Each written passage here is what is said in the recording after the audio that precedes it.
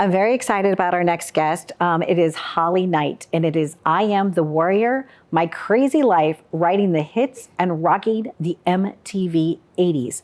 Ladies and gentlemen, Holly Knight is someone that wrote all the words that you could dance to, sing to, that you love, that maybe even was your wedding song or your theme song in your life when you just were like down and out and couldn't take it anymore.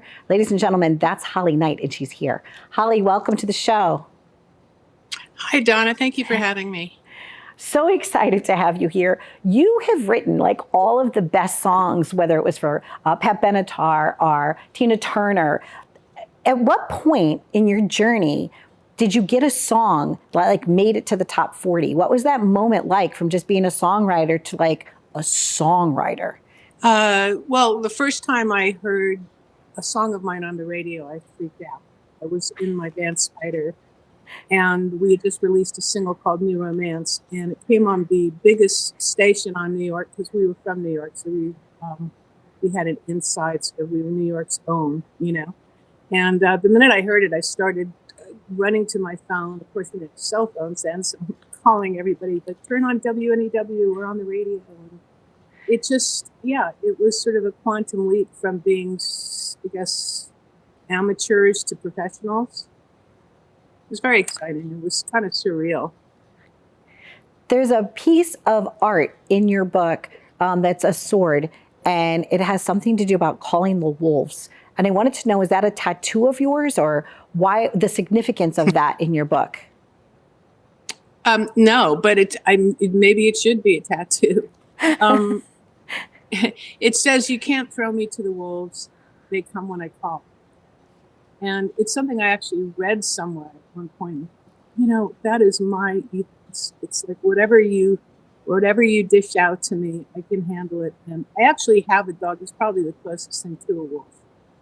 She's a husky, and she's a very large one. And sort of, I walk around my house, you know, down the hallways with her, and I sort of feel that sort of thing of, this is my familiar, and she's my best friend, and I can take these challenges, not all of them, but most of them, and you know, whatever it is that you're going to dish out, you have to know that you're dealing with someone that you can't really mess with, because I'm a strong personality, you know. So it's sort of an empowering thing. It's my own empowering reminder, you know.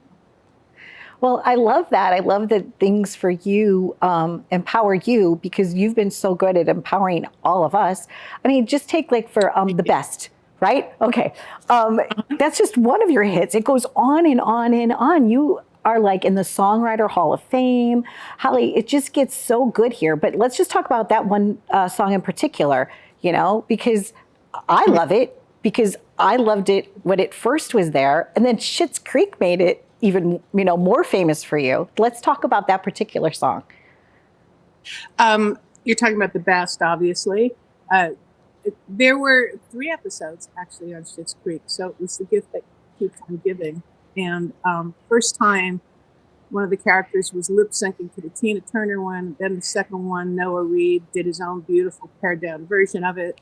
And then the third one, which was the finale for this show. I love that show too. I just love that. And it was the perfect kind of show to watch during the pandemic, because they were sort of displaced just like we all were at the time, you know. So the third one was an a cappella by a group of girls called the Jazz Girls. And it was beautiful. It was just all vocal, no instruments on it. And then I found out afterwards, this was an actual sort of thing like life imitates art. The gay community, which is such probably a huge demographic of their audience, made it their own. They made it their wedding song. So now a lot of people in the LGBT community get married to it, which is really an honor that people have embraced it. But it's licensed a lot. It was licensed to T-Mobile and Gecko. Not Gecko. What is that? Yeah, it is Gecko, insurance company. And it just gets re-recorded and used, and it seems to have a life of its own that I could never have anticipated, you know, when I wrote it, because I was just trying to write a great song. Well, you certainly did. And in your book, it's so sweet because Tina Turner expresses it in a way, and people have to buy your book, of course, to get all the words correctly, but she basically said it wasn't as if she carried your song with her to all the destinations, but your songs, because you've written many for her, they carry her through. And I thought, wow, how did that impact you when you read that that's how she feels about your words? As songwriters, it's sort of a thankless job, and artists often forget that they didn't write the song, or they like to perpetuate the myth that they did write it and they didn't. And I've just kind of gotten used to that over the years. But oops, am I moving the wrong way? Okay.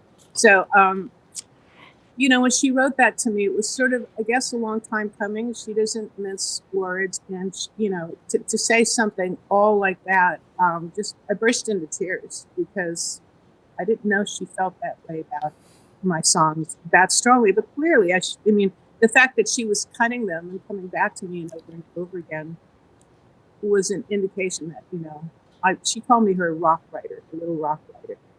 And this just was wonderful. I originally had asked her, to write a few blurbs, and then it turned into the foreword, which I couldn't believe. Well, amazing. Congratulations to both of you. I mean, it's just such a nice connection there. I'm just going to read some of these. The best, love is a battlefield, love is a battlefield. I just want to just jive to this all. Invincible, the warrior, better be good to me. It's like, I love this too, heartache to heartache. I mean, this basically was you writing songs that expressed what people were going through on a deep personal level, and the themes are universal. So, you had mentioned to me off camera that you started playing piano at 4, and you still you have a relationship, I guess, with your mom and dad, because you also mentioned them in the book. So, what is that like to have grown through this process over the years? I mean, in the people that you've known and the places that you've been to, Holly, it's incredible. And you share the stories in this book, which is super cool. It's like a behind the scenes look at your own journey.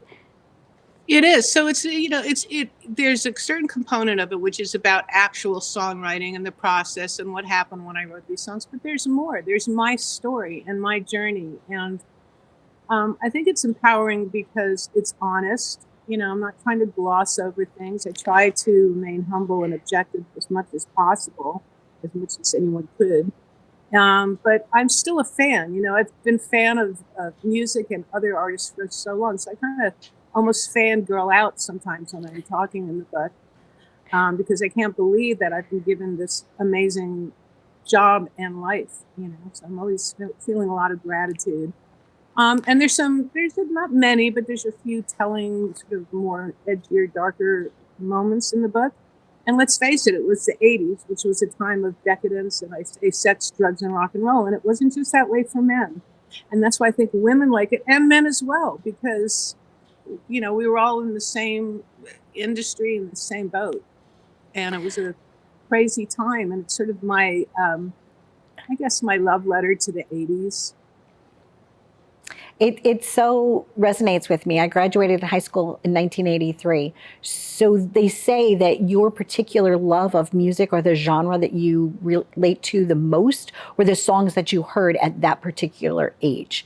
But it's now interesting because the children of my friends are also loving the 80s. I think there's something about that music, whether it was because of the storytelling that you did, or the passion, or the grit, that kind of wrapped up and encapsulated all of that. Mm-hmm. And even on my note card here too, I wanted to talk about your breakout 1984 hit, The Warrior. And was that somewhat autobiographical, or can we talk about that too, just a little? Well, I didn't realize when I wrote it that it would be as autobiographical as it became, but it really did become the ethos for sort of my crusade through life, if you will, because I had an interviewer ask me at the beginning of my career why I wrote so many songs that were about fighting, and I thought, no, they're not really all about fighting, and I was trying to, and then I looked at the titles and it said, it's a battlefield, and the warrior, and better be good to me, and invincible, and on and on and on. And I did some raw soul searching, which they talk about in the book, and came to the realization that it's more about fighting for the things that I want, and that I believe I deserve, just like everybody should believe. have a belief in themselves that they should march to the beat of their drum and not the drum of somebody else or someone telling you you're this, but you're not this. So, the dedication in the book is actually to anyone who ever had a dream and was told no, because that was me. And even in this day and age, it continues. I have people tell me all the time, you should do this, you shouldn't do this, you're this, why mess it up, don't do this. And that's debilitating for anybody, I agree. And I love holding this book. It's such a beautiful book. It's lovely paper stock. It's got a picture, in the center, those glossy pictures. You had mentioned your dog and stuff. And I was like, oh, yeah, I know her dog. It's just simply wonderful. Yeah. And it makes me so happy to spend this time with you. And I really want to do a deep dive into all of this. And I'm honored that you came on my show, Holly. I really am, because it's cool. It's cool to know you now. You know what I'm saying? Like even connecting like this. And I looked at this. I looked at those two things. Maybe we both should get that tattoo, about how the wolves call to us, right? You can't feed me to the wolves. They come when I call. And I also love the fact, don't tell me no, because then just watch me, right? I mean, it's like to anyone who ever had a dream and was told no, this book is for you. So, Holly, thank you so much, Holly Knight. The foreword, like you said, is by Tina Turner. There's all kinds of goodness in this, and it's a nice read. And I love all of the testimonials on the back from Nina Blackwood, from Mark Goodman, from Alan Hunter. It goes on and on. So congratulations. Happy journeys to you. Thank you. And are you currently writing something? Are you currently writing something? I am. I'm always writing, and I have a new band that I've put together I'm not in the band, but I'm sort of the extra member, but I'm producing it, and it's called Look Fresh. It's all women. They're all amazing musicians. Exceptionally good musicians. And it's another sort of anything empowering, it's part of a collective. So it has a lead singer and it has a permanent guitarist who's also amazing. But then it's also a platform for bass players and drummers to come and guest star in it. So just more support, giving more opportunities for women to rock out and be heard, even in this day and age. Very important. It's so important. And and would you please come back in the fall? Like, could we come back on the fall and we'll just feature that? I would love that. Absolutely. Okay. I'd love to do that. You're always so vivacious on your interviews. I love watching it. Oh my gosh. I take that as such a compliment. Thank you. I use the spoken You're word. very confident. I love that. I love confidence in women. And I think that you exude that. And, that's good. Hopefully that's why your audience loves you so much. Oh my gosh, thank you so much. And as soon as I leave here, I'm going to go play one of your songs on Alexa. I was listening to them earlier today just to kind of get myself in the mood. I was rocking out all day long. So thank you so much, Holly. Happy journeys to you. Thank you. Bye-bye. Happy listening. Happy New Year, everybody. Thank you. Happy New Year. Bye-bye. Bye-bye. Boy, that really touched my heart. That was really cool. Okay, so we hope that this little visit between myself and Holly Knight, that you feel empowered in your journey. And you're going to list all those songs right now and you're just going to rock it out. Thanks for watching.